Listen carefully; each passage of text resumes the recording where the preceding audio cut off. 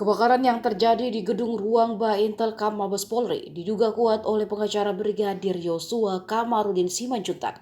Ada udang di balik batu. Ia melihat kebakaran itu ada kaitannya dengan perseteruan Ferdi Sambo Hendra Kurniawan dengan Kabareskrim Komjen Agus Andrianto. Ia juga mengaitkan kejadian dengan dugaan tambang ilegal yang menyeret Kabareskrim. Lantas apa kaitannya antara gedung Baintelkam terbakar dengan kasus tambang ilegal Ismail Bolong? Kubu Ferdi Sambo dan Hendra Kurniawan satu suara membenarkan kasus tambang ilegal Ismail Bolong melibatkan Kabareskrim Agus Andrianto. Dilansir dari Kompas TV, menurut Kamarudin, ada sesuatu yang terjadi di balik gedung Baintelkam terbakar. Dalam gedung terbakar tersebut juga terdapat kantor pengamanan internal Propam Polri yang sebelumnya dijabat Brigjen Hendra Kurniawan. Sebagaimana diketahui bahwa ex-Karo Paminal itu merupakan terdakwa perintangan penyidikan atau obstruction justice atas kasus meninggalnya Brigadir Yosua. Menurut Kamarudin bahwa di gedung Paminal terdapat data-data atau catatan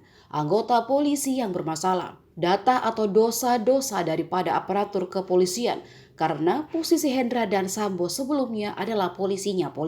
Ia mengungkap kenapa harus terbakar agar data-data itu hilang. Menurut Kamarudin bahwa umumnya terjadi kebakaran gedung jika melibatkan pejabat atau orang besar, dibandingkan dengan rumah penduduk yang sudah ditempati selama 30 tahun namun jarang mengalami kebakaran. Apalagi katanya gedung itu masih baru, dijaga polisi 24 jam dan juga provos.